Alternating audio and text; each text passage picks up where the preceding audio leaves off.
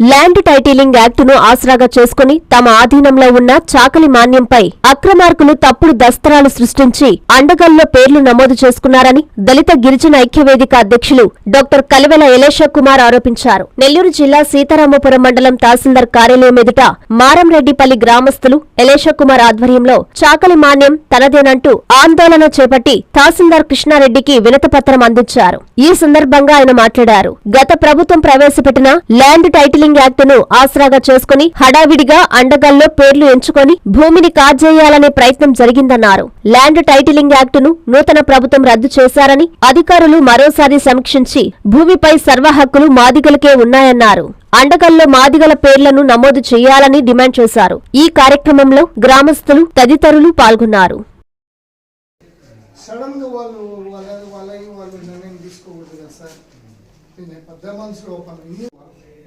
ఇంత 6 ఎకరాలైనా కూడా మా పెద్దల మీద రెడ్డి గారు ఏం చెప్తే ఇంకా దాన్ని ఓబే చేసి వాళ్ళ మాట మీదే పోయారు. మీకు ఆ పెద్ద వయసు ఉన్న వాళ్ళు ఇంకా ఉన్నారు.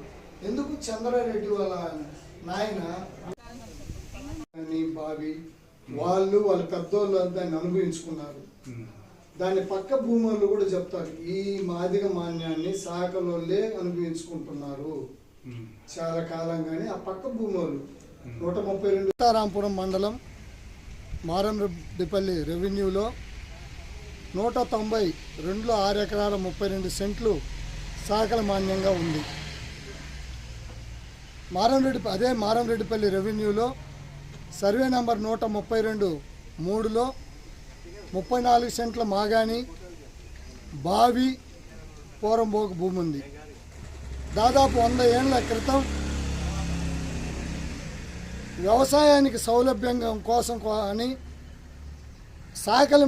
సాకలి నివాసాలకు దగ్గరున్న మాదిగ మాన్యాన్ని సాకళ్ళు, మాదిగల నివాసానికి దగ్గరున్న సాకలి మాన్యాన్ని మాదిగలు చేసుకోవటం జరిగింది. ఇది పెద్దల ఒప్పందం. అప్పటి నుండి సాకళ్ళు అక్కడ కైలేసుకొని వరి పండించుకున్నారు. వాళ్ళ పిల్లల తరాలు అక్కడ దాన్ని అనుభవించుకోవటం జరిగింది. మరి ఈ మధ్య కాలంలో మాదిగల ఆధీనంలో ఉన్న భూమిపైకి చాకళ్ళు వచ్చి మేము అమ్మినామని 2022 చివరి దశలో ఒక చంద్రారెడ్డి అనే అతనికి అమ్మినామని చెప్పారు. అయితే దాంట్లో బోరు వేయటానికి వస్తే ఎట్ట నువ్వు కొంటావు, ఇది మాది అని మేము హక్కుగా కాబట్టి అడిగాం. మరి ఆ రోజు మేము ఆ బోరు వేయనీయలేదు. ఆ తర్వాత వెళ్ళి చాకల వాళ్ళ దగ్గర అది కొనుక్కున్నట్టు డాక్యుమెంట్ సృష్టించుకున్నాడు.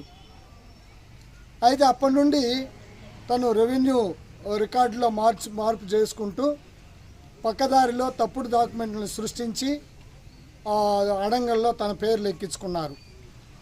వాస్తవంగా అయితే ఒక మాన్యం అన్నప్పుడు రెవెన్యూ వాళ్ళు గ్రామంలోకి వచ్చి 2 మాన్యాలను సమగ్రంగా విచారణ చేసి ఆ మాన్యం పక్కన చుట్టుపక్కన ఉన్న భూముల వారిని కనుక్కొని 132 సర్వే కానీ 190 సర్వేలో కానీ విచారణ చేపట్టిన తర్వాతే ఆ భూమి ఇంకొకరికి ఇవ్వటం కానీ ఏదైనా చేయాలి. ఎందుకంటే అది ఇండివిజువల్ది కాదు, మాన్యం కాబట్టి ఒక ఊరికి వృత్తిపరమైన సేవలు చేస్తున్నందుకు ఇచ్చే భూమి కాబట్టి అది మాన్యం లేదా ఇనామన్నారు. మరి ఈ మధ్యకాలంలో మరి దాని మీద రికార్డులు మారాయంట. దానికి మేము పై అధికారులకు తెలియజేశాము, తహసీల్దార్ వారికి తెలియజేశాము దాని మీద సమగ్ర విచారణ చేపట్టమని. మరి ఈ మధ్యకాలంలో మరి సంబంధం లేని వాళ్ళంతా ఇక్కడ వచ్చి ధర్నాలు అని చేస్తూ ఉన్నారు. ఎందుకు చేస్తున్నారో ఏమో తెలియదు. మా ఊర్లో ఎలాంటి లా అండ్ ఆర్డర్ ప్రాబ్లం వచ్చినా ఏమన్నా గొడవలు జరిగినా అది కేవలం గంధమారిపల్లికి చెందిన చంద్రారెడ్డి వల్లే జరుగుతుంది. ఏం జరిగినా అతనే బాధ్యుడని ఈ సందర్భంగా మేము అటు ప్రభుత్వం వారికి, మండల మ్యాజిస్ట్రేట్ గారికి, పోలీసు వారికి అందరికి కూడా మేము తెలియజేస్తున్నాం. మా బంధువుల మధ్య గొడవలు పెట్టి బంధువుల మధ్య విడదీసి మీకు మా తలా 2 సెంట్లు ఇస్తాము అని ఎలా చెప్తాడు? వాళ్ళ భూములు ఇచ్చుకోమనండి. డిస్ప్యూట్లు ఉన్న మా భూమిని మేము ఇవ్వలేము మా వాళ్ళకు. మా బంధువులకు ఆల్రెడీ 3 ఎకరాల 70 సెంట్లు మేము ఇచ్చాము 45 ఇళ్లకు ఆ రోజుల్లోనే. 78లోనే మా సొంత చేను ఇచ్చాము ఊరికి. మరి అలా ఇవ్వగలిగిన వాళ్ళం ఈరోజు మా వాళ్ళకి మేము ఇవ్వలేమా?